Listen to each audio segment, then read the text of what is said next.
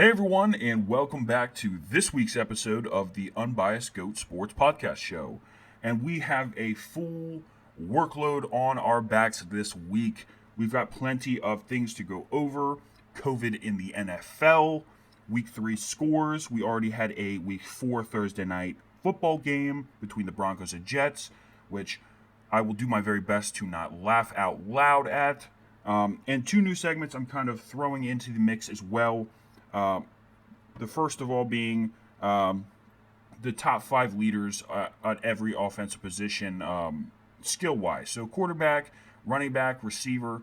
So I'll have those top 5s for you as well. And then my favorite, and definitely the one I'm going to start with, my hot parlay pick of the week. So let's just hit the ground running with that. So bear in mind, I chose a 7-team parlay this week, and I think it is a no-brainer. I think I'm definitely going to hit hard this week with this one. So to start it all off, I've got the Rams against the Giants. I have the Rams winning. The Giants are a deplorable ball club. They are laughable at best. So Rams is easy pick there. I do have, for the next one, I have the Packers winning Monday Night Football game against the Falcons. I think, as bad as the Falcons have blown leads, I think the Falcons are still a decent team when it comes to spreading the ball and scoring. But I still have Packers.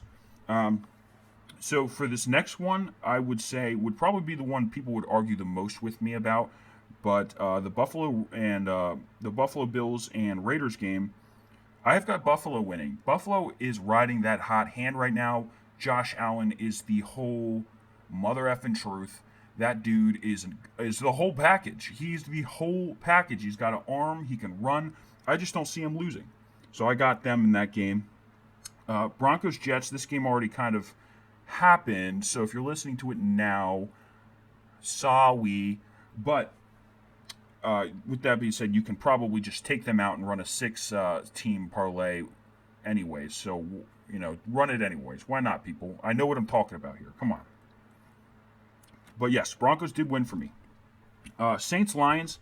I do have the Saints in this one. I don't think the Lions have the grit or the team to kind of stay up with the Saints' pretty powerful offense that, is kind of clicky, but their defense is also pretty solid as well. So the Saints, I have this game, easy Saints dub.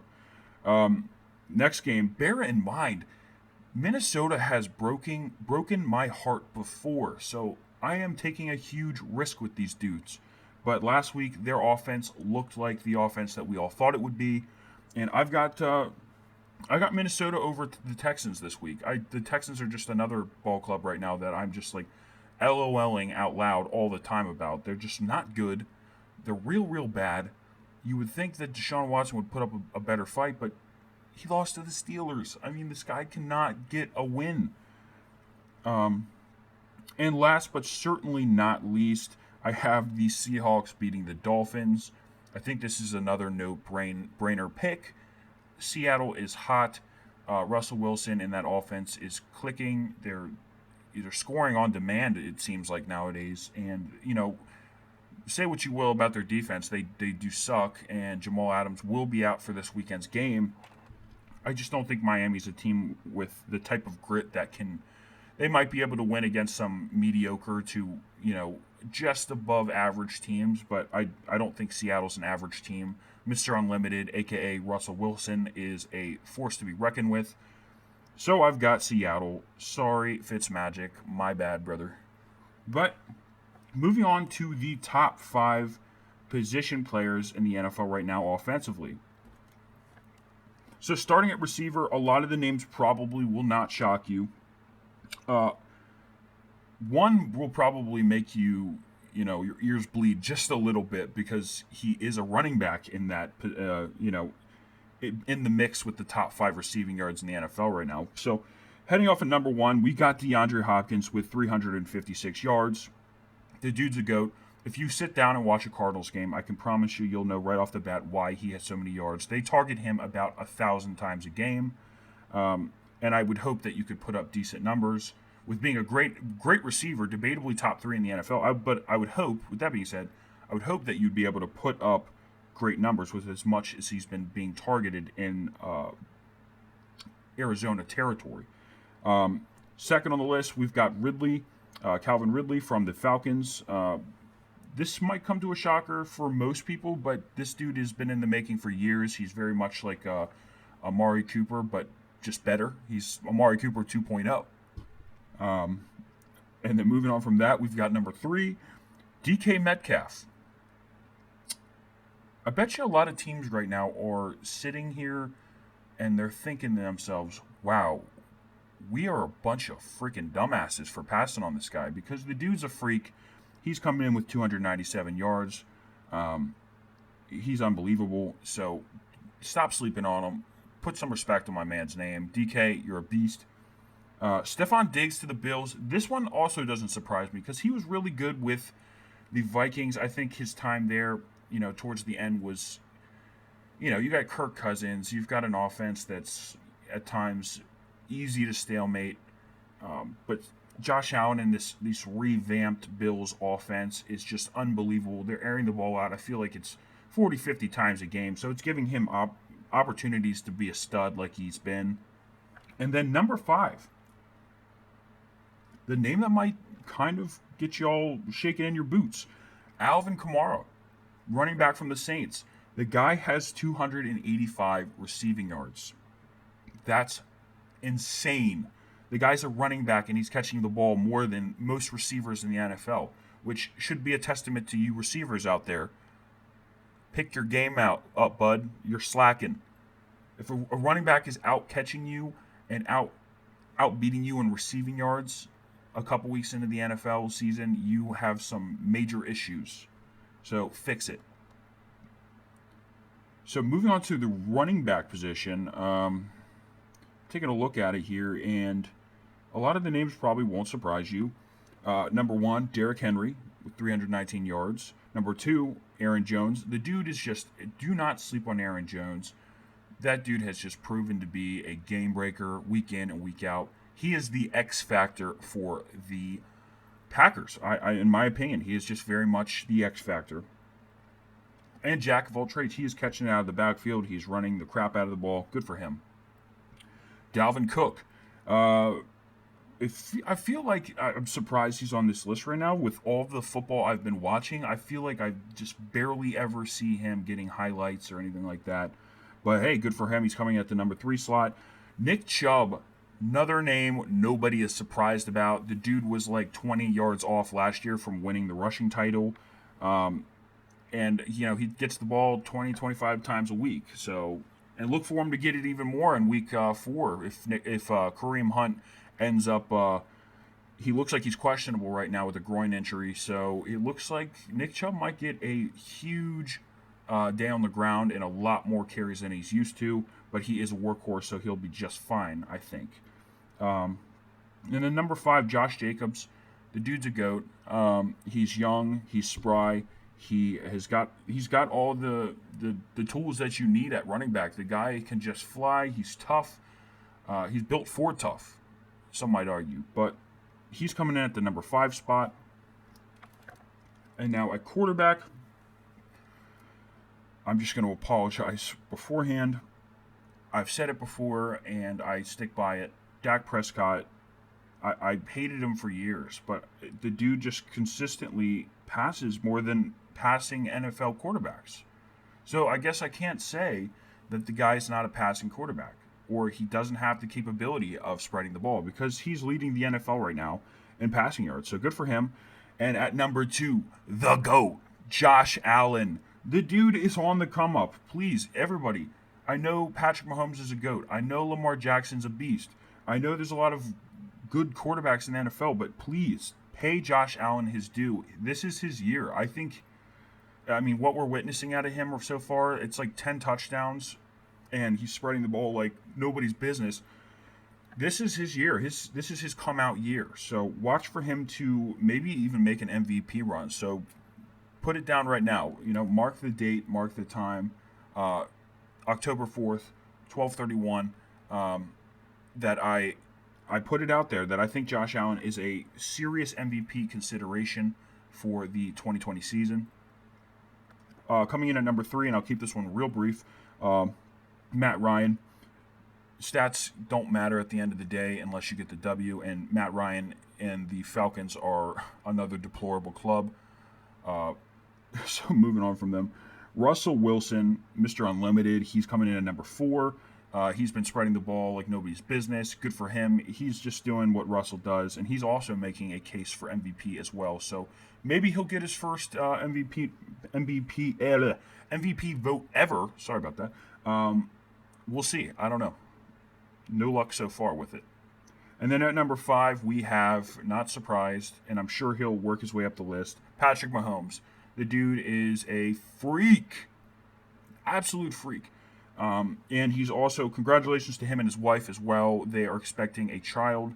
And no, it's not Lamar Jackson from the Monday Night Football game, but good for them. High school sweethearts, you'd love to see it for him. So let's just move on to week 3 scores and discuss that real quick. So we already discussed the Dolphins-Jags last week on the Thursday Night Football game.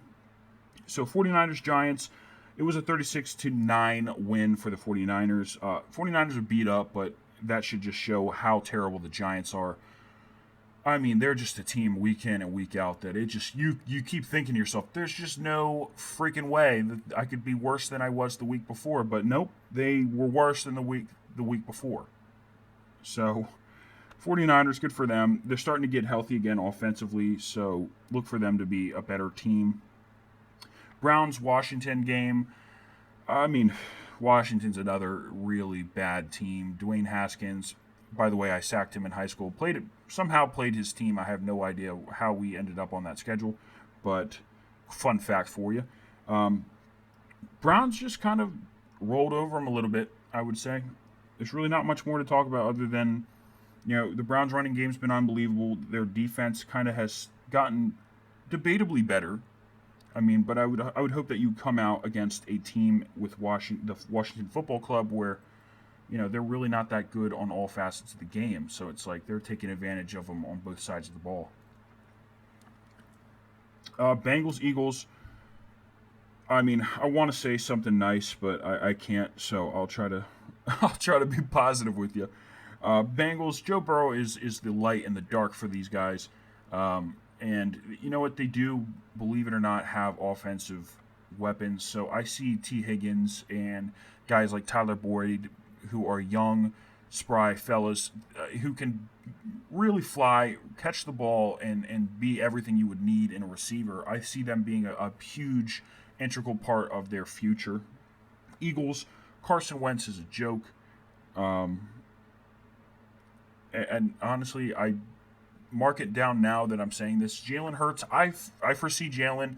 They drafted him from Oklahoma, and I can't think of any other way to put it, but I think they drafted him with the purpose of replacing Wentz. So look for Jalen to probably get a start coming soon. The Eagles are probably in that mode now where it's like, all right, we need to start winning. And this laughable quarterback we have going on right now, Wentz, by the way, in case you didn't know, Wentz is an absolute joke of a quarterback. They're probably thinking, let's win. Let's get this guy, this young draft pick of ours in the game. And Jalen's not a bad quarterback. Do not let anybody fool you. I actually was high on him out of the draft, so I foresee him being decent for them. He's mobile, he's got a strong arm, and he's got a work ethic like no other. So moving on to the next game, we had the Raiders-Patriots. A lot of people said this game would be closer. The final score was 20-36. Patriots with the W. Cam Newton, I mean, he's looking good. They're getting debatably better every week. I feel like every week he's starting to open up the offense a little bit more, spreading the ball, running the ball, in equal kind of payloads, so to speak. But with that being said, COVID-19 has struck the Patriots, and it struck them good. Cam Newton right now has COVID, or at least that's what the reports out of Patriots territory is saying. And their game, is going to be postponed until about Monday or Tuesday against the Chiefs. So I had that game being a good one. And hey, by all means, I have no beef with you pushing that game to Tuesday because who wouldn't want a Monday night football game and then a Tuesday night football game after that? So more football, 3 days in a row. I think yes, I'll take it. Bears, Falcons. Falcons are bad, real bad. For a team that spreads the ball as well as they can and do at times, just the coaching staff, their defense, they're just bad, really bad. Dan Quinn, I want to love the guy. He seems like a likable guy, but there's just no way you go.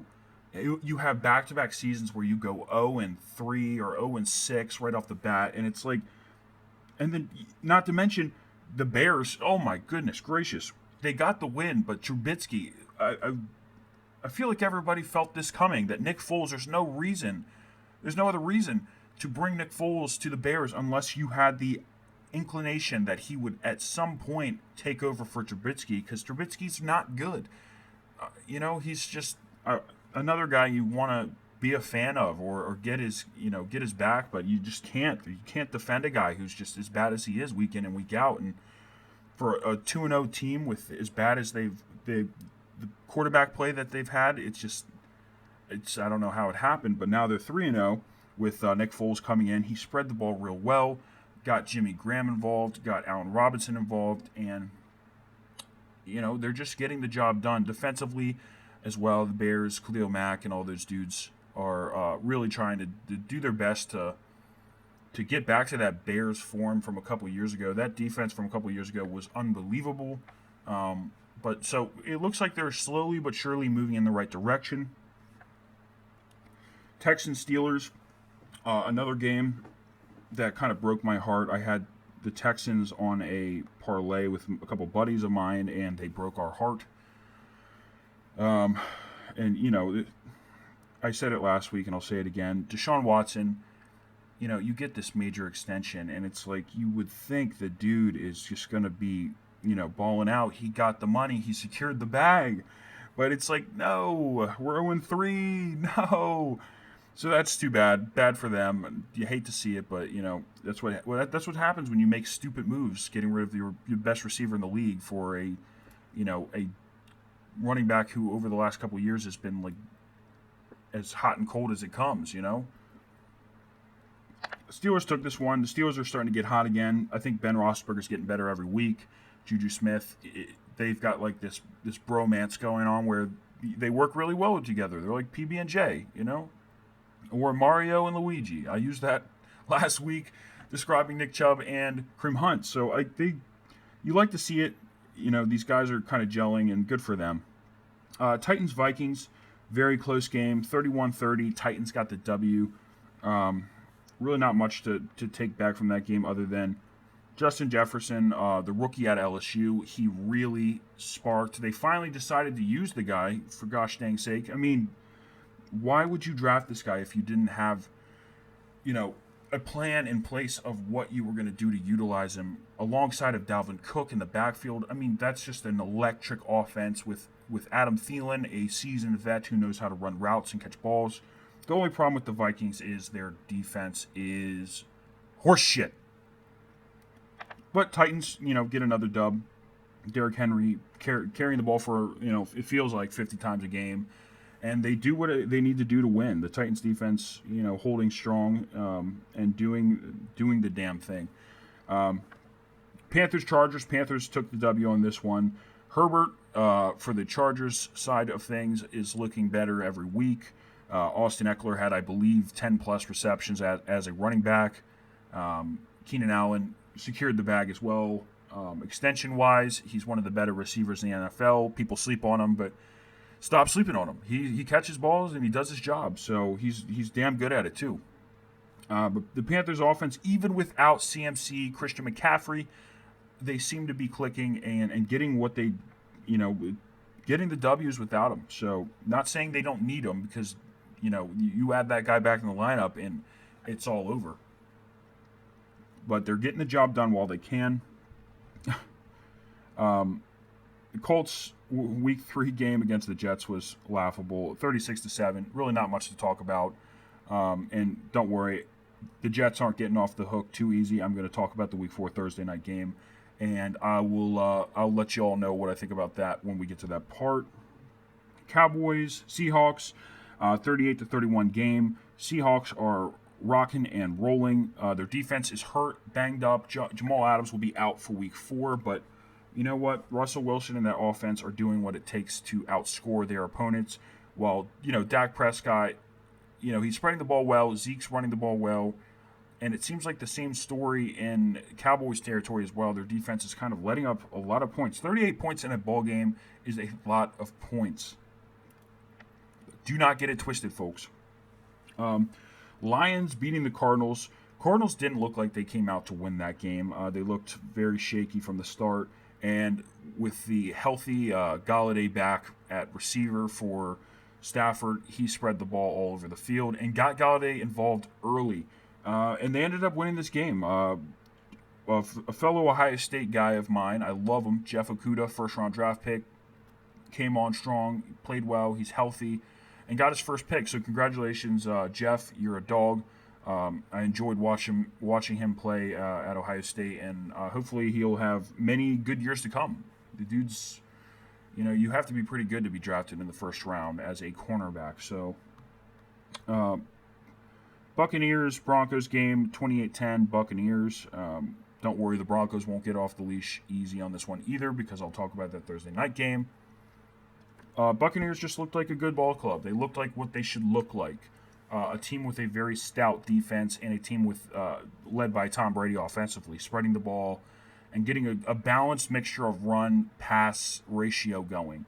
And, of course, Godwin, had a great game, but he is down again, so look for him to be out Week 4. Mike Evans is going to have to step up. Gronkowski is going to, I think this week will play a bigger role in their offense, and look for them to get the ground and pound going early. Packers-Saints, great game. So happy that I stayed up to watch. Packers are unbelievable this year. I think Aaron Rodgers just flicked on the switch and said, let's do the damn thing. And the Saints, I don't know. There's been a lot of talk that Drew Brees cannot throw the ball down the field, and I don't know if I believe it or not. I really don't. I don't know if I believe it. But with that being said, I think he's scared too. Because how many passes, are you going to check the ball down or throw it underneath 15 yards before you have to air the ball out? And he seems to have a really hard time without Michael Thomas trusting that downfield throw mentality. So he was doing a lot of checkdowns, a lot of screen plays involved, a lot of running, getting Alvin Kamara involved. And you just can't play a Packers team with Aaron Rodgers at the helm that has, gritty receivers all over the board and a gritty defense and think that you're going to go stride for stride with them. Because Aaron Rodgers is still, as old as he's getting, airing the ball out like it's his rookie year in the NFL.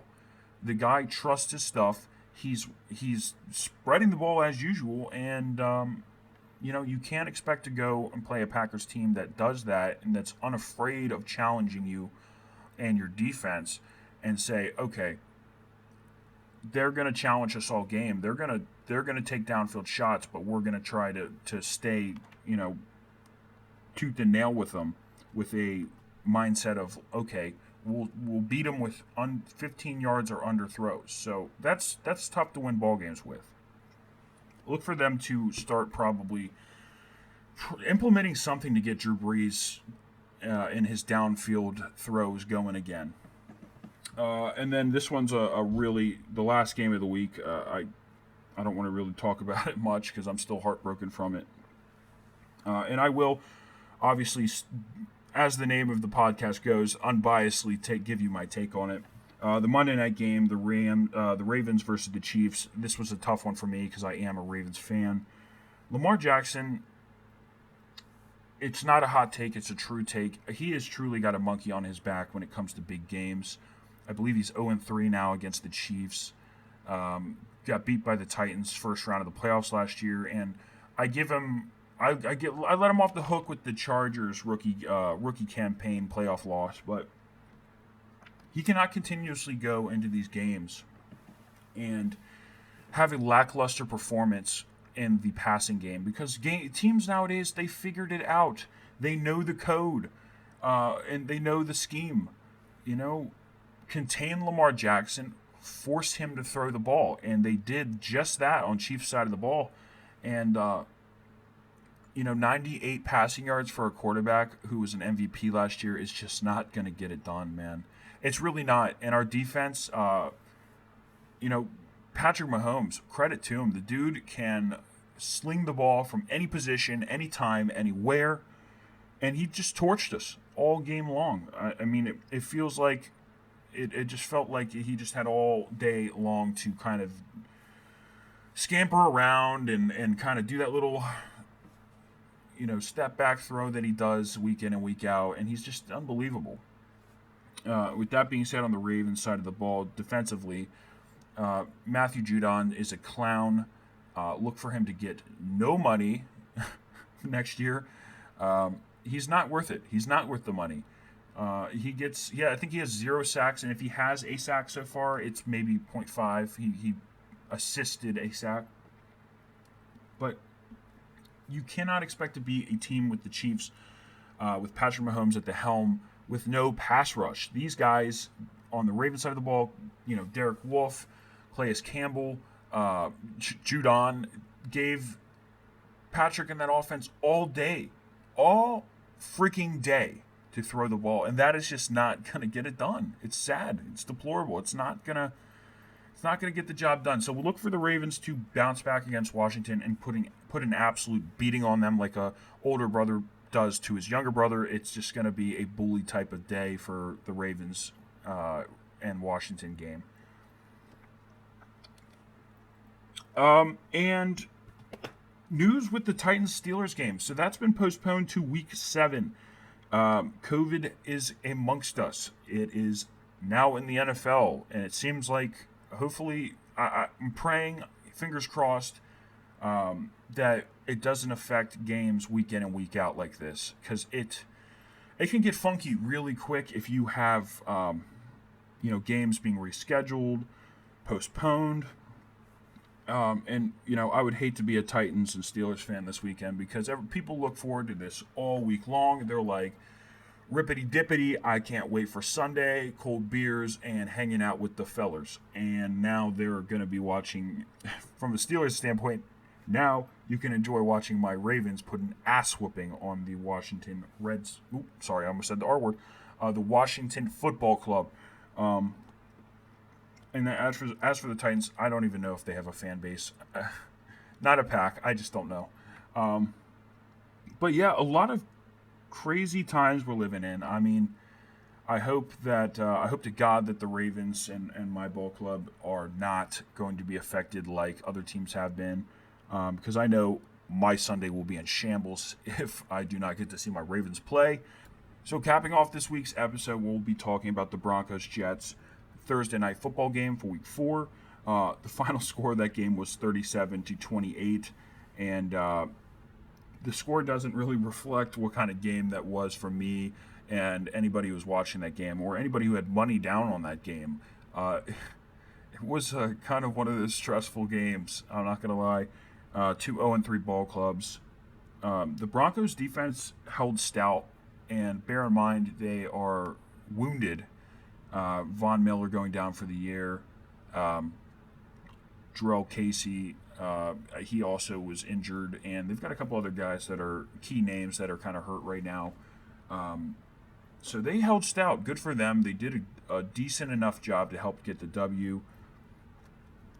On the offensive side of the ball, the quarterback that they started, the third-string quarterback, was hot and cold. He threw a couple really, really nice balls in that game, threw for 2 touchdowns, but threw 3 interceptions, and 2 of which were, they might have sent him out on that drive with a blindfold on. It was laughable at best, some of those interceptions. But you know what? At the end of the day, and I say it all the time, it's all about how you get the W. And that guy, the kid showed grit, and he got it done. On the Jets side of the ball, I want to come out and say it now. I don't think, and it's really not a hot take. I don't think Sam Darnold is really as bad as everybody wants to make him out to be.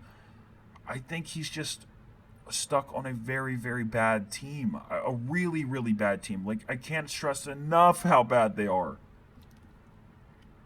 He's got a, I think, way above average skills. He's got a great arm when every now and then he gets the time to throw the ball.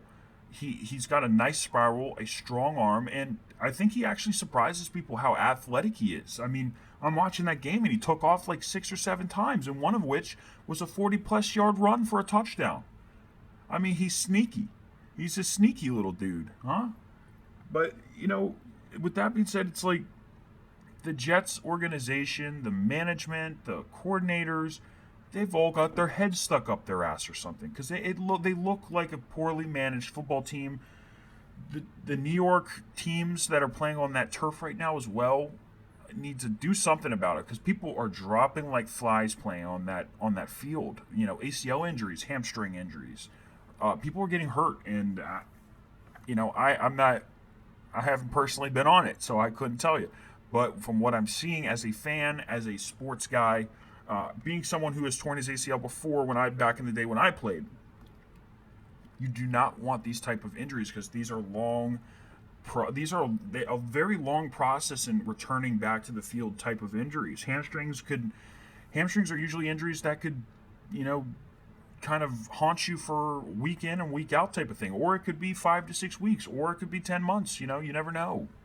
An ACL, that's a whole different ballpark. You got to get a surgery and then rehab it and then come back, and you may or may not be as strong as you were before. So it's like, I think the NFL needs to take a look at the whole field issue, because a lot of people, Saquon Barkley to say one, 49ers with Nick Bosa, and they had a couple other guys go down. Like, people are dropping like flies, so they need to look into this and see if they can't go back to grass or something, man. Because it is, I hate seeing all these injuries because these guys really do. Most of them are good guys and earn that money, and the long journey to get to the NFL, all for it to be hindered due to injury because of possibly a terrible team and terrible organization's stadium. So with that being said, Broncos Jets. Broncos were on the, like I mentioned earlier, on the parlay pick of the week for me, and thank God they won, because they had me sweating like a whore in church that whole game. And